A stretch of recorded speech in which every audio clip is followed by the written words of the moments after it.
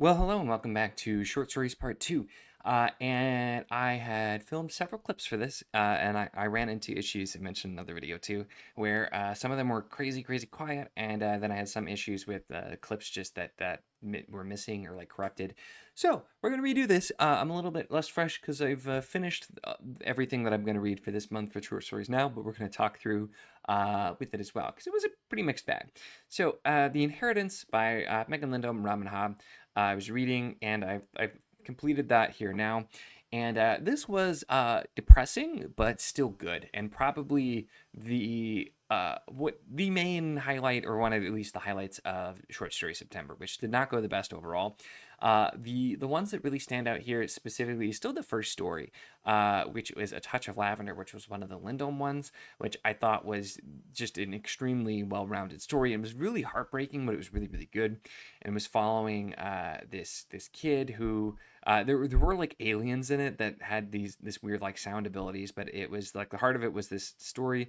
This kid, his mom is like obsessed with music and musicians, and is always like bringing home a new musician, spending all the money on them, and that's kind of just spiraling, going down this path, and this kid kind of dealing with it, and then it loops in the aliens. But it was really, really good, and definitely the highlight out of this one for me, which is surprising because there are some Rumbly Elderlings stories in here. And I thought they were mostly fine, but there was one that was kind of showing the founding of the Rain Wilds and how that kind of started. And I mean, was it better than most of the stuff in the Rain Wilds series? Probably, but it's just kind of like, you know. And then the last one is well, the two of the three took place in like Rain Wilds, Bingtown. And so maybe that was where I just didn't care quite as much. The last one was more not like Six Duchies type of place, although it was really, it didn't have anything specific to do. It was just a story about a woman, and very and I think all three of these stories, the villain is of course a man, which Hobb is known for, and that's sort of in a lot of the stories that's the case. But the last story was kind of messed up, and it was one of those things where it was like upsetting, but it was well written.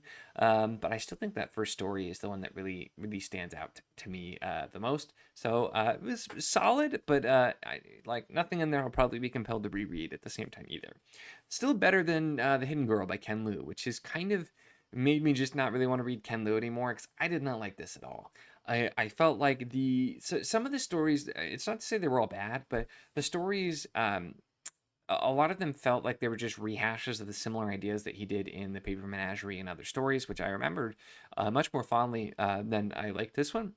But it also just ranges from extreme trying to tug on the heartstrings and manipulate your emotions to extreme just cold logic lectures. And the story I got to where the entire story was basically a lecture on how blockchain and crypto worked, I just could not have cared less. I quit this. I'm not planning to read it. I doubt I'll read more Ken Liu because I had liked his short stories more than his novels, and that's no longer the case. So that one really did not work out. Continuing the disappointment train was The Book of Dragons, which is a collection that has a lot of really big name authors in it. And I found this to be super, super underwhelming. There was an early story, which was one that I've forgotten the name of now, too.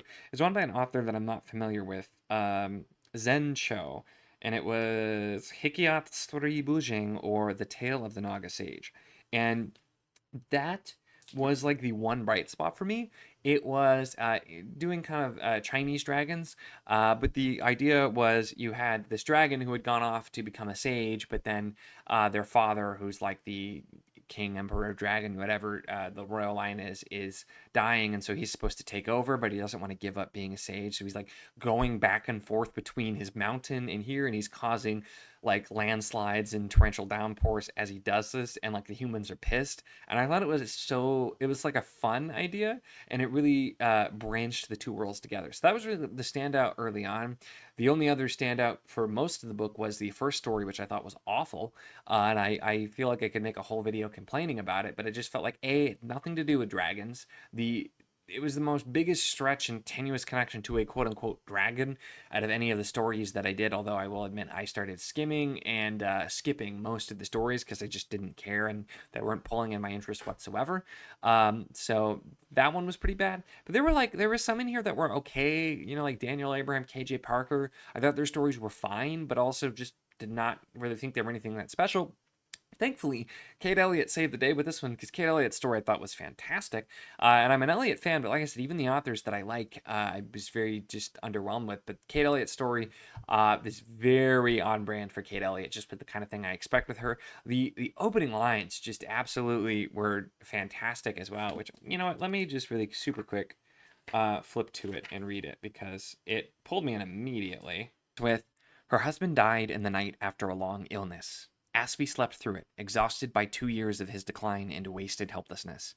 Waking, she knew at once he had breathed his last. The bedchamber, with its curtained bed and painted wardrobes, felt one soul emptier, flown to the mountains of everlasting morning.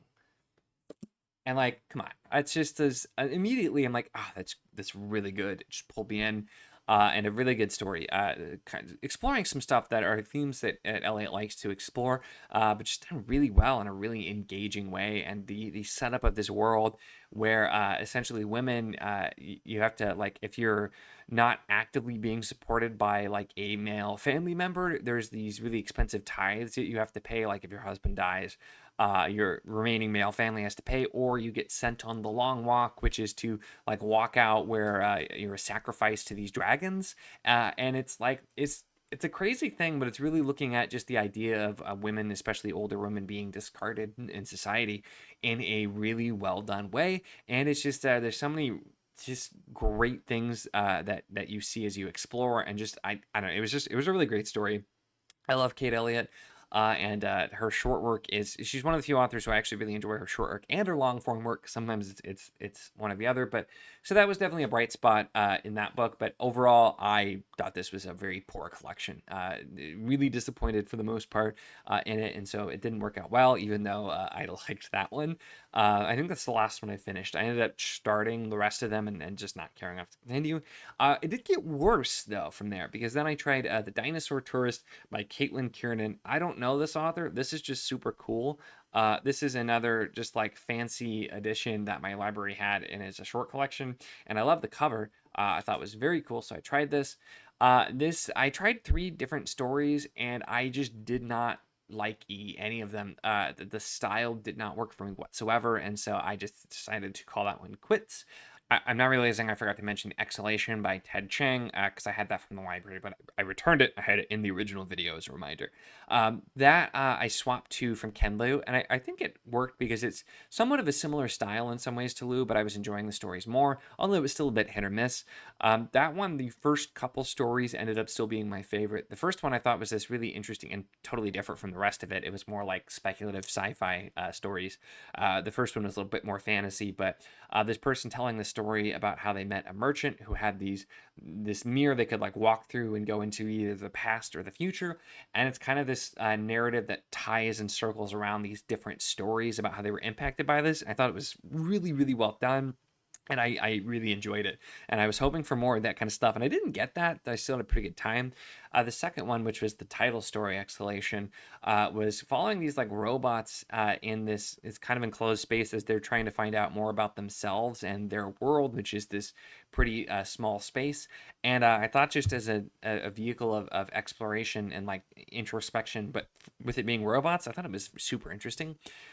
It kind of lost me. The longest story was called like The Shelf Life of Software or something like that, and it was this super long story about these digians, which are these like actual self-aware intelligent like beings that were created, and the kind of the struggle the people working with them were going through. And I think it had some merit and some ideas in there that worked, but it was overlong, and I wasn't invested in it enough to care. So by the time it was over, I was very ready for it to be over.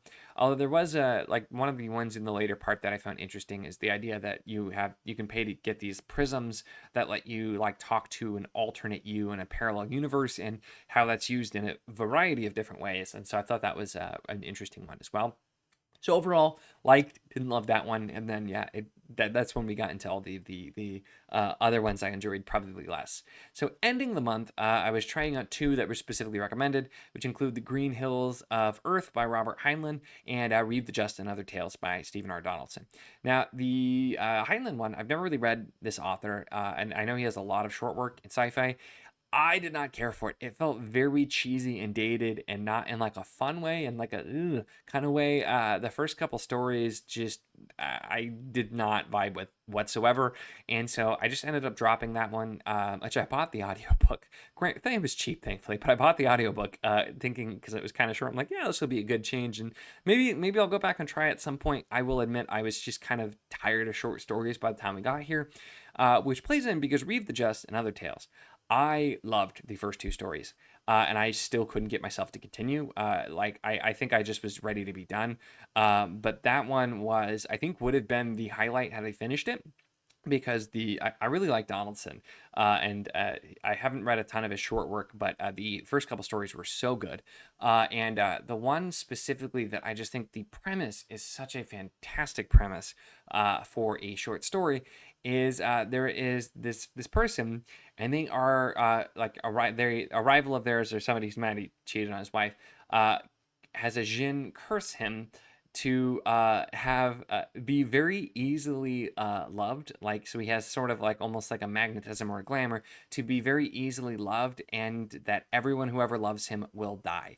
And so it's such a fascinating premise. Immediately it started making me spin the ideas about going a different route with that. But so it's this character who goes around, and anybody who like he has a very easy time like making friends and getting things he wants, because people come to like him and love him very easily, but then they all end up dying horribly, and he's kind of dealing with that. And the Jinn is like traveling around with him also, because that's the thing too, is the Jinn has to protect him from dying so that he won't die, and has to just live and suffer. And it just brilliant premise for a short story. And then it's just him kind of trying to go through his life, and having a hard time with it. And the ending is a little ambiguous. I think it works, but it also was like kind of, I saw a little bit where he was going with it, just because it was set up really, really well. But really enjoyed it. So what I did with that one actually is I was doing an ebook copy, and I bought a physical copy. And I'm going to, it won't be here for a week or two, and I think I'm going to slowly read that once I get the physical copy, because I was really enjoying it, but I just needed to be done with short stories.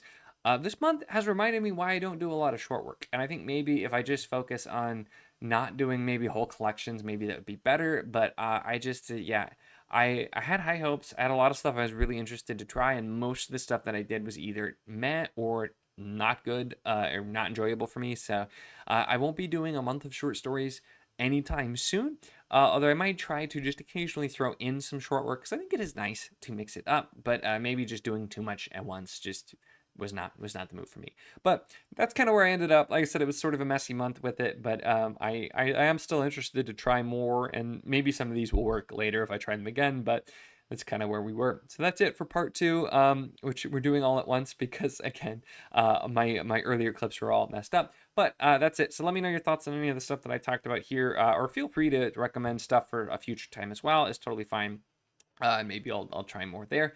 Make sure to give the video a like if you enjoyed it. Check the links in the description, as always, for the Patreon if you want to support what I do, as well as the Wizard in the Enclave Discord if you want to chat books, whether any of these books, other books, really anything at all. It's a lot of fun, and we'd love to have you. And of course, if you enjoy my content, make sure to subscribe.